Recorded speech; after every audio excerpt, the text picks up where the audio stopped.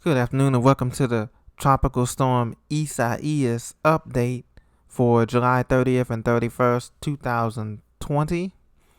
Thank you for joining me once again. I'm the Weather Guru.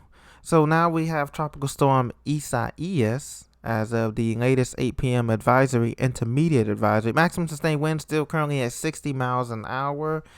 And it's moving northwest at a pretty good clip, 20 miles an hour.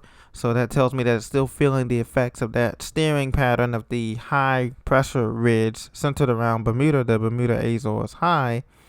And so it's feeling that effect of this high pressure steering current here. And it's making its way northwest at a pretty good clip. Maximum sustained winds around, again, at 60 miles an hour.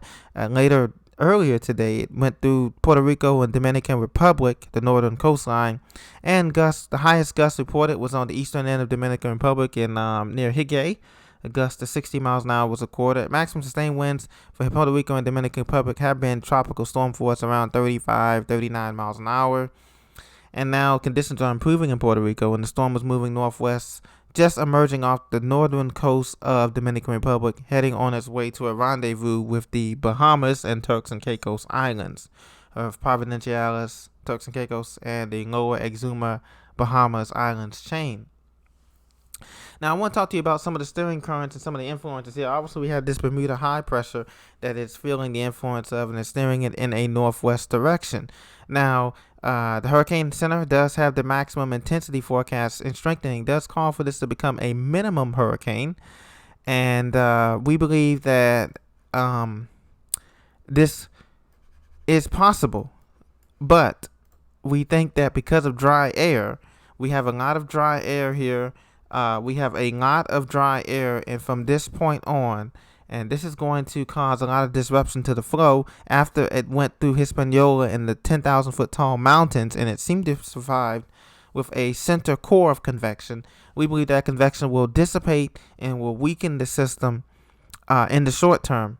So look for a gradual weakening as it emerges toward the Bahamas, maybe a 50-mile-an-hour storm. It can possibly intensify into a minimum hurricane, 75 miles an hour, but I do not think it's going to hit anywhere in Florida. So continue to expect the cone to continue to shift eastward, because I believe the Bermuda High will be influencing this, and it's going to ride on the eastern fringe of that. And so the only persons that really should be concerned about any impacts from this rain is going to be the Outer Banks of North Carolina, and as after that, the system will curve out to sea as it is influenced by this Bermuda High. And also the dry air, there is wind shear coming in here as well. So because of the wind shear coming up, and the southwesterly shear is coming up at, could be 15 knots or higher shear coming through here, that will inhibit the growth of Tropical Storm Isaias to become a major hurricane if everything was calm and running through a normal path. And you can see here on the radar here, just give me 1 second here. You can see here on the you can see that there is dry air here.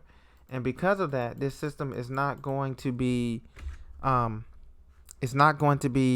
potent as it should be. And so by Sunday, Monday of next week, we're going to have a tropical storm. Yes, so we may have a minimum hurricane, but we won't have a major storm on our hands because of the dry air and because of how this system is designed, with everything is front loaded on the northeast side of this system. And because of which, just give me one moment here, I'm going to change over here. Because of which everything is front loaded on the northeast side, as you can see here, is not going to be as prominent it's not going to be as potent as a regular system will. And so it's going to emerge from the Dominican Republic as a tropical storm. But when it gets to Bahamas, it's going to be met with dry air. It's going to be with wind shear. The shear is already affecting the western side here. As you can see, the southwesterly shear. There's not much convection on the west side of this system and the southwest side of this system. And that tells me it's ingesting a huge amount of dry air.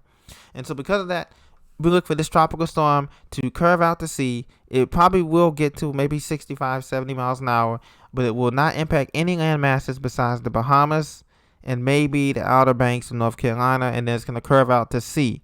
So that's going to be the forecast for now. They will issue tropical storm warnings for the Bahamas, tropical storm warnings for the Charleston, South Carolina, up to North Carolina. But the system will stay offshore and it will not make any land impact besides those there. And it may even weaken. Like I said, as it gets up past the Bahamas, it may weaken because it will feel the effects of this dry air and shear.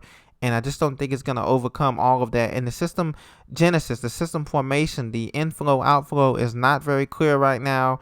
And it is not very organized. And so because of that, it's not going to strengthen to this major hurricane, a Category 1 hurricane, because of the inhibiting influences that it's experiencing right now. And so that's the forecast as of now. Please check back if anything changes. I will definitely let you know and keep you posted. Thank you very much.